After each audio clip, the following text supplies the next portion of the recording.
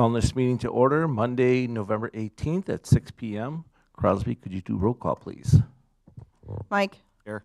Jake. Here. Gail is excused. Dale. Here. Eric. Here. Carolyn. Here. Craig. Here. Crosby here. This is an open meeting and it has been posted. Please join me for the Pledge of Allegiance. Pledge allegiance to the flag of the United States of America and to the republic for which it stands, one nation, under God, indivisible, with liberty and justice for all. All right, up first, we have the recognition, Clarendon Avenue Elementary Employee of the Month. So this evening we get to honor Denise and all of her work. If you wouldn't mind coming forward, I'm just going to read what her nominators had to say. There are many staff members at CES that are deserving of recognition for their dedication to our building and students alike. Denise Gamroth is a special education paraprofessional here at CES. The students adore her and the staff admire her. Denise is what we would call a unicorn. She is phenomenal at working with students with academic needs and students with behavioral needs. She brings a world of knowledge and experience to the table as a team member. She is willing to try new strategies when the trusty ones don't work. She puts the students' needs first and does so much in a mindful way.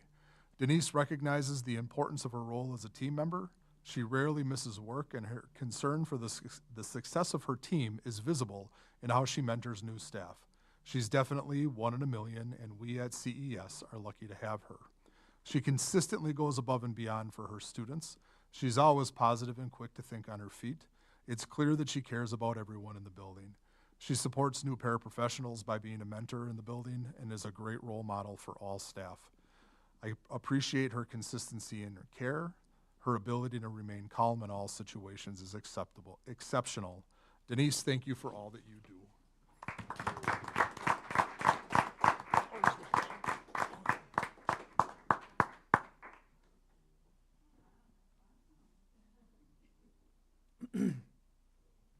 Denise, how long have you been at the district? 37 years. Oh my gosh. Oh my gosh. Well, congratulations, Denise. 13 more? You got 13 more for us? Thank you very much. Congratulations.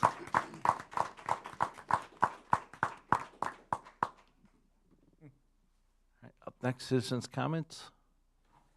None? We don't have citizens' comments tonight. We have the student report next.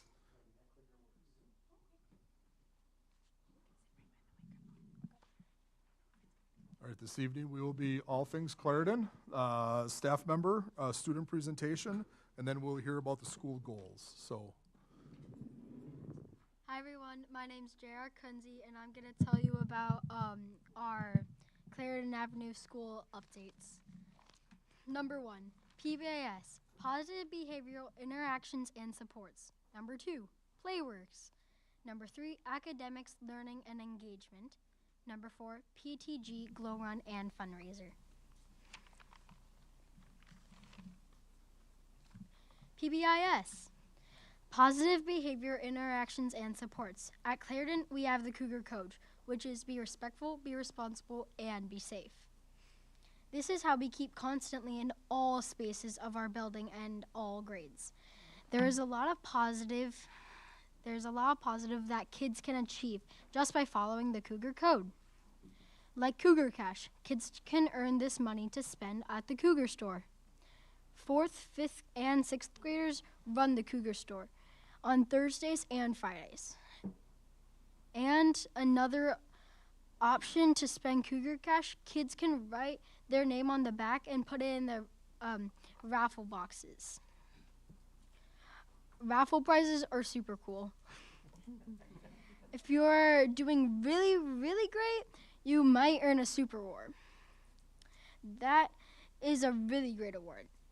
This gets announced in front of everyone on the announcements. You can earn these by being great and going above and beyond in something. We are all pretty proud of our friends and students when we see them earning a super award.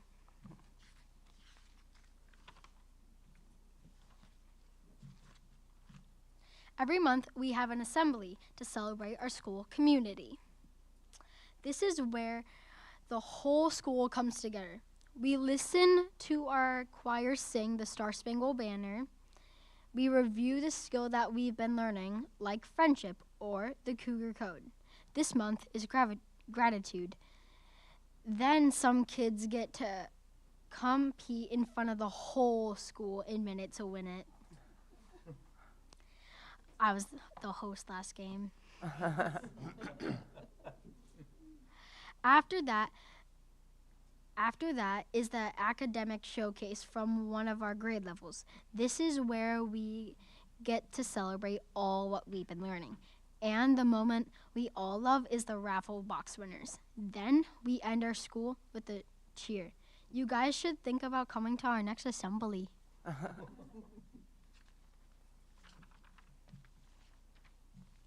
Playworks. Next, I want to talk about Playworks by introducing our junior coaches. I'm in there, right in the front.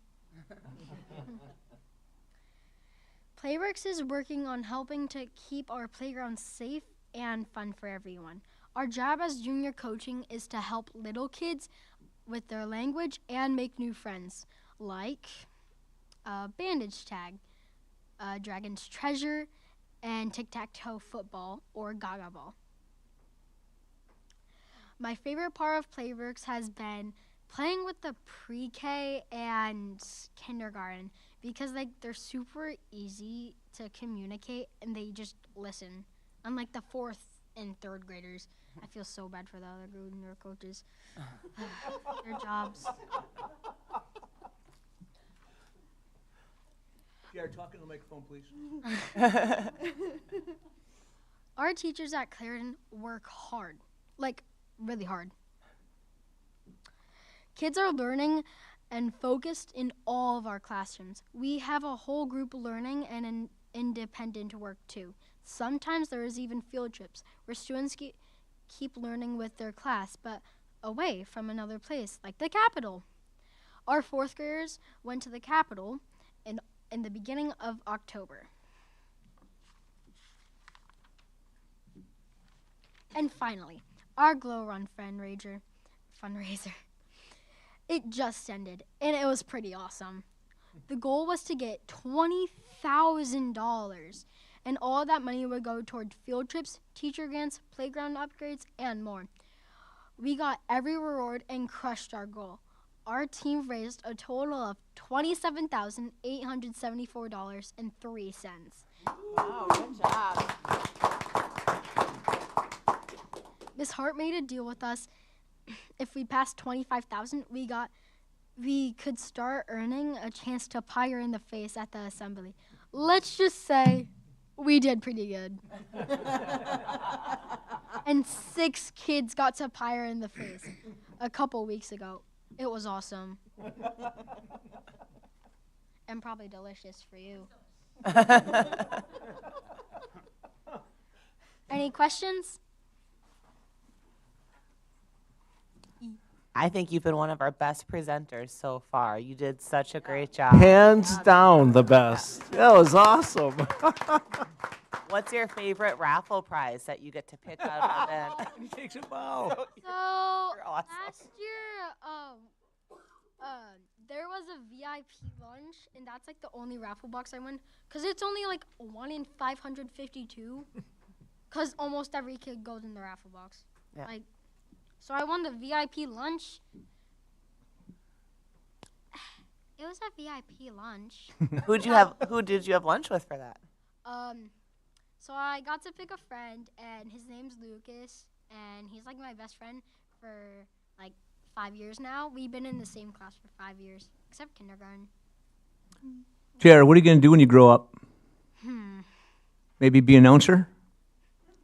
Well, I did just do the Play Les Mis, and I was Gavroche.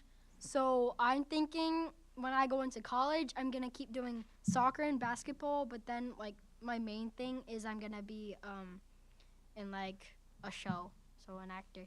Awesome. Very cool. Awesome. Congrats Nice to you. job. Any other questions or comments? All right, thank you. Thank you. Very well done. Great. Yeah. You set the bar for presentations now.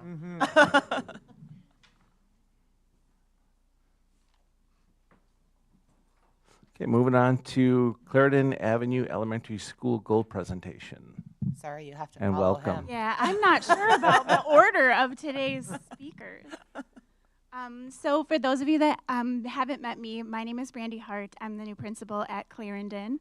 I'm super just honored to be at a school filled with such dedicated educators and kids like that. I mean, it's been just awesome. So thank you. All right, am I connected? So I'm going to update you on 3 goals. We have 3 goals set. In the summer, we met with our guiding coalition team as well as another leadership team, and we identified 3 goal areas for our building for this school year. The first 2 goals that you see are going to both be ELA, so both under the area of literacy. We split them up into grade level bands. So this first goal is really focused on our 1st through 3rd grade students meeting a minimum of 85% meeting or advanced on our CBM assessment. We feel like this goal has really tied very closely to the KPIs that the district has for both FastBridge in 1st grade and also the forward exam for 3rd grade. We selected this focus because we're not quite there, especially in that 1st grade at 85%, and that is a huge focus for us, especially with the Act 20 focus on early literacy. Our CBM assessments help focus on decoding strategies as well as fluency and then some recall, that basic comprehension to make sure kids are understanding what they read. And so we had each grade level have a role. So that way these goals are living with our entire staff and not just out there in outer space and something that we don't see anymore. Each goal, we kind of broke it down for this early literacy goal into all of the different grade levels. So every grade level, kindergarten through 6th grade, is focused on that high quality instruction, making sure all students in the building are receiving a guaranteed and viable curriculum. Every grade level, kindergarten through 6th, is also focused on that professional learning team, making sure their team is meeting weekly for 1 hour at least, discussing data, really talking about successful strategies. If something's working in one class, we want to replicate in all the classes around it. Collaborative planning, making sure that what's happening in one class is also replicated so we're all teaching all of that grade level the same content, as well as really looking at our assessments and seeing where our low skills are and then focusing on those skills. And then each grade level is broken down, and they all had their own different action steps. You can kind of look through them. I'm not going to read you the whole board, but some of the different things that you'll see in our grade levels are differentiated groups shared among the grade level. So if a team looks at some data and they say, wow, we have these 3 target skill areas, who's going to take which kids? And the teachers kind of divide and conquer and really help each other and make sure that the kids are getting that focused practice that they need. You'll see on there CFAs, that's common formative assessments, really using an assessment to look at students' learning, and then if they're not getting it, targeting that and then coming back to that to reassess that learning. You'll see that in kind of all of the different areas. And in 3rd grade specifically, I want to focus here because our PLT, or our professional learning teamwork, is really adjusting right now to the rigor of the language of the standards. And I think that's really important because 3rd grade is that grade level, right? Where we're really looking at 3rd grade scores because we know that's directly impacted to a student's educational success. And so our 3rd grade is actually seen in both Goal 1 and in Goal 2 on purpose. As for me and my instructional coach, we are fit in every single goal as well, making sure that we are working with teachers as much as we possibly can in their professional learning teams, that we're leading and learning with our guiding coalition about those common formative assessments. Like if we don't know the work, then how can we push that out to all of our grade levels? So we're working on that right now as a team. And just intentional time really spent in the classrooms supporting, but also really knowing the curriculum and knowing what's coming next. And that is just a huge learning right now for us. Goal 2 is very, very similar, except this goal is focused on our 3rd through our 6th grade, and it's using the forward exam as our measurement. The same reasons this goal was selected is because we know we have to get our students up in literacy as much as possible. And we chose the KPIs that would directly align the forward exams for both 3rd grade and 8th grade. And we're just not quite there. So that's the why, our rationale of why we selected these goals. This next slide shows you just a direct snapshot, just a picture of what does our plan really look like. And this is what it looks like, and we try to link in the different work that we're doing. So one of the big things that you'll see in our grade levels in 3rd through 6th grade as we continue to get going into the school year is looking at the forward exam from the previous year and knowing where our kids need a little bit more practice. So the direct standards. For example, there's a standard that we're all working on right now where it's talking about point of view. And so that is something some of our grade levels are really talking about. How are we teaching it? How do we understand it? How are they testing it? And really making sure that we're, teaching to the rigor of that standard. So these are some of the action steps that our 3rd through 6th grade teams defined as things that will really help them to meet those goals.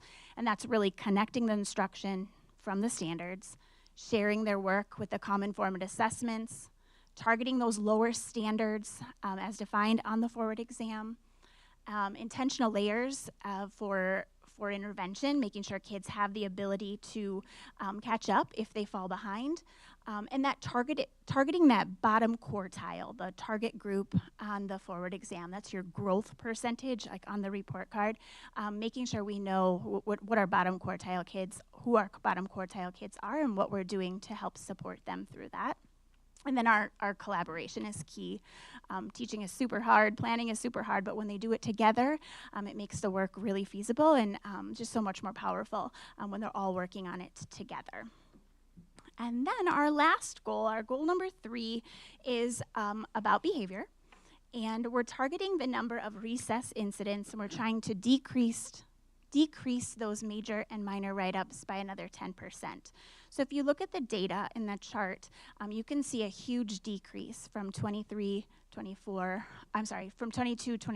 to 23-24, and that's what we want to keep doing. We want to keep decreasing that number. Our Tier 1 and Tier 2 PBIS teams, a lot of the things that you heard JR talking about are those proactive steps, like let's reward kids when they're showing us the right thing.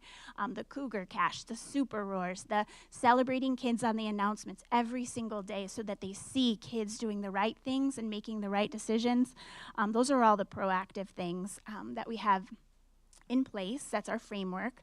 But there are other things as well, which would be our PBIS Tier 2 team, which looks at behavior data and takes that data and really tries to give interventions to kids like a check-in, check-out. Maybe that's a little bit more extra attention throughout the day to really talk through behavior. Or an academy, like if a kid has a harder time with like hands-on behavior, maybe they're a little handsy on the playground, we'll teach them different things, different strategies. So we're really trying to make sure that we're having a teaching lens with our behavior as well, so that we're not just tracking the data and responding to the data, but we're actually teaching kids how to do well too. And Playworks is another explicit teaching for not only just kids, but also our recess team and the consistency with everyone that is out at recess, the monitors, our assistants, the junior coaches. The junior coaches is by far the greatest part of Playworks, in my opinion, because kids listen so well to their peers. An adult will tell a child not to climb up the slide because it's not safe, and the kid will kind of be like, okay. And then the child tells the child not to climb up the slide because it's not safe, and then they're high-fiving. So it's just effective use of student leadership as well. So I think that is my update for you on our 3 goals, 2 literacy goals, and 1 behavioral goal. And I think I did not miss anything. So what questions do you have for me today? Anybody have any questions? Brandy, Yeah. any surprises so far? Only good surprises. Only good. Come on, you can tell us, really? Only good surprises. Okay. Yes. All right, thank you. Any other questions, comments?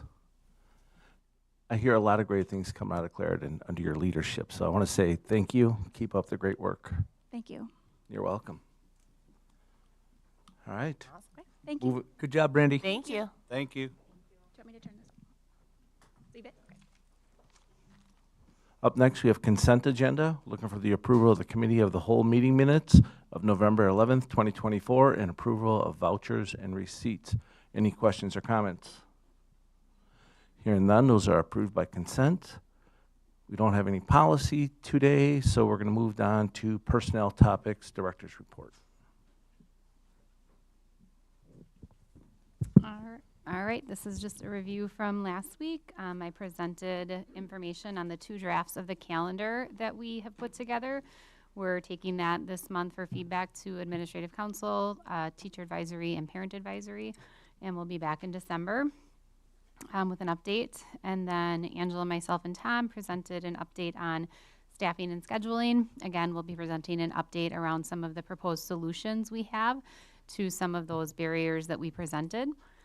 And then lastly, I presented on some changes to the professional staff handbook and the support staff handbook, and I'll be coming back again in December for some discussion around those items. Okay. Any questions?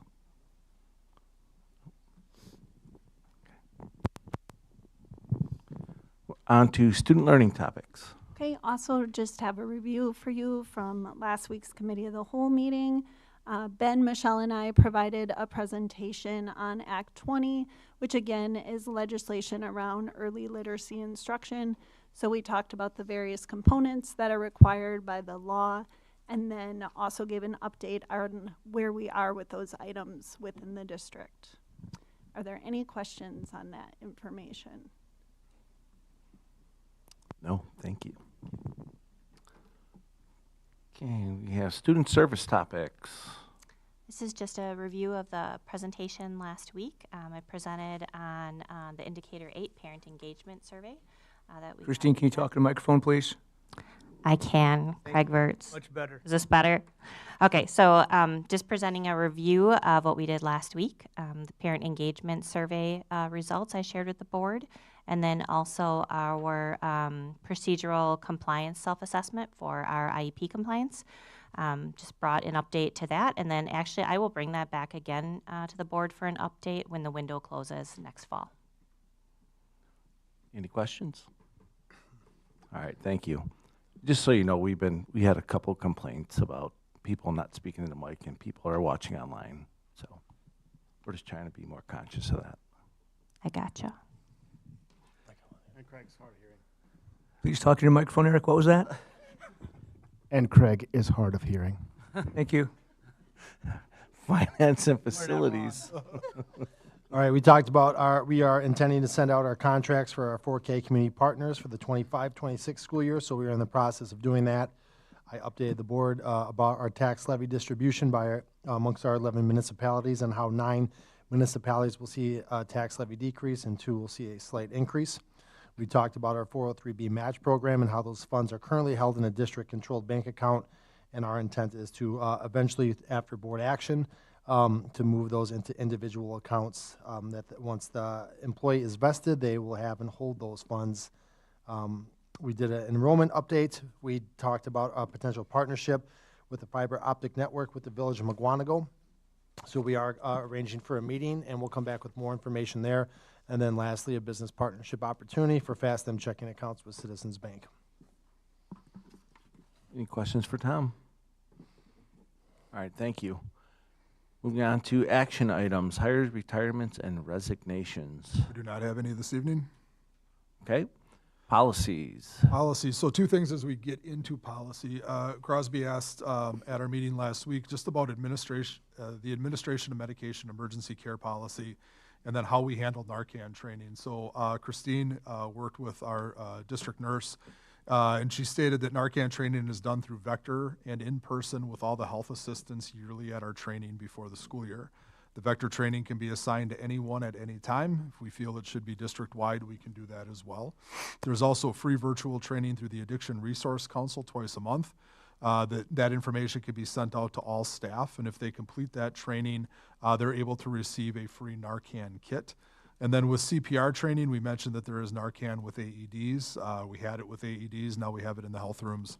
That is not the official district training, but it is additional training that we provide. Thank you. Yep. And then the other policy that was mentioned, question came on the meetings, and that pertained to virtual participation. So I did say last week that that we would add some language. So I proposed some language at the end of the paragraph that is highlighted in green, just that says a board member may participate virtually in a closed session portion of the meeting, provided the following conditions are met. The board member is alone, they participate with their camera on, and they use earphones or earbuds to prevent the closed session conversation from being heard by non-board members. So just as a starting point for proposed language. I have a question. Crosby?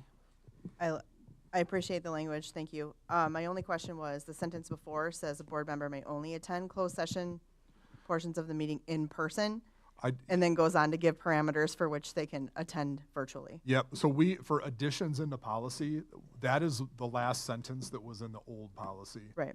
We don't have the ability to do it in a separate color, so green is the only addition. So if the board chooses that proposed language that I provided tonight, then we would strike that sentence that says a board member may only attend a closed session in person. Okay. Do we have to pull that one out separately then to amend it? Or do we just accept it with? You could accept it with the proposed changes, Okay. as it was discussed last week. I'll make a motion to accept it with the proposed changes. Second it. We have a motion and a second. Any questions or comments?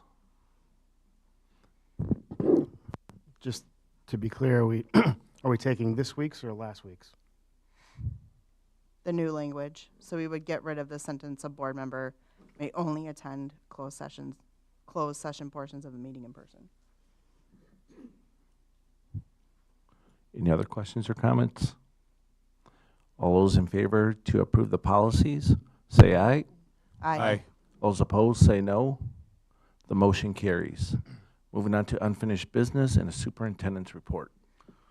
Okay, we have just some great news to share as it pertains to our high school. We have a swimmer, Ella Antonuski. She was a three-peat this year in the girls' swim meet in the 200 and the 500. And then we had girls participate on the 8th place finishing relay team. So that was great. Football team, as I look at Christine across the room here, bittersweet season. The coaches, they did a tremendous job this past year. Came up a little bit short on Friday, but there's a tremendous amount to be proud of. The kids really left it all out on the field. Thinking back on Saturday, when we had Vito's service at the high school, I first would like to extend a thank you to Zach and the Buildings and Grounds team for putting everything together. The gym was set up perfectly for the ceremony, for the visitation portion of it. It was just a tremendously well-attended event, to honor Vito. There many people came through. It was very, very difficult yet heartwarming to hear his kids, his family, and his closest friends speak. So we send Vito off, with heavy hearts, but also with just a tremendous amount of joy in having known him and the man that he was. That being said, we do have to then transition to the process of filling Vito's seat. And so we have a policy 0142.5. It addresses vacancies. And the portion of the policy that pertains to this situation, when a vacancy occurs after the last Tuesday in November, and on or before the date of the next spring election in the office of a board member who is not in last year, his term, a successor would be in place for 2 cycles. So in Vito's case, his vacancy was known to us on November 1st. And so that then puts us in a position then where we will post the vacant seat we will take applications for that. The board will have to meet and review those applications. And then we have a 60-day timeline from that November 1st date, which would get us then to December 30th. If through that cycle we don't have anybody who is in the west region of our district submit interest, then the board president would be in place where they would be able to name a replacement for the short term. Important thing to note, that seat would be available for essentially a 4-month-ish period of time. That would get us to the April election. For the individual who runs in that seat this year, that would be for a 1-year, that would be for a 2-year seat. That would get through then what was Vito's term, and then that person then could run again for what would then be the regular cycle of 3-year cycles. So if somebody was going to apply for that position, then they would still have the same deadline of January 3rd, was it? Till 7th? They would, for the person, if they wanted to run in that seat for that Correct. final year, then they would have to submit all the proper nomination paperwork That'd be to the 2 district years. office by January. By January 7th. Yep. Okay, Yep. perfect. Thank you. Could you, just to clarify, if no one applies and the board president can appoint someone, they don't have to be from that region? They should be from that region. Yes. Should be. They must be from that region. Yes.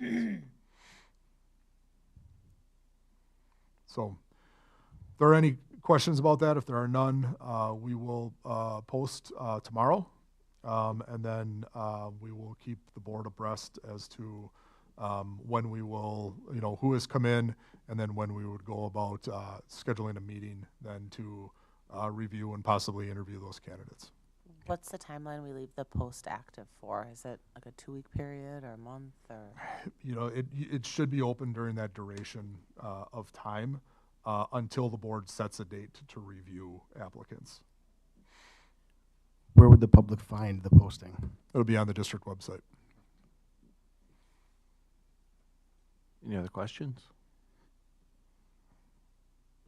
Done? Thank you. Oh, Carolyn. I have a question back to policy though.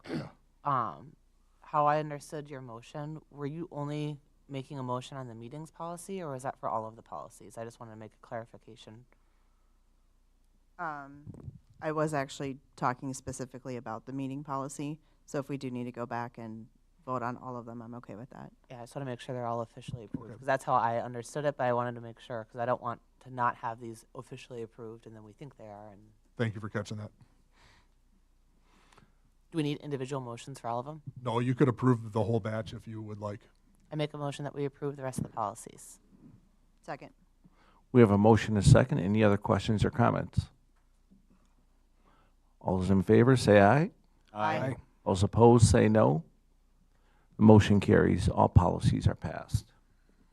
I do not have anything for President's report.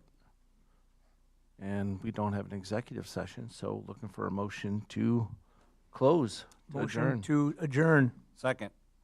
Crosby, roll call. Mike, Yes. Jake, Yes. Gail, sorry, Gail's in here. Dale, Yes. Eric, Yes. Carolyn, Yes. Craig, Here. Crosby, yes.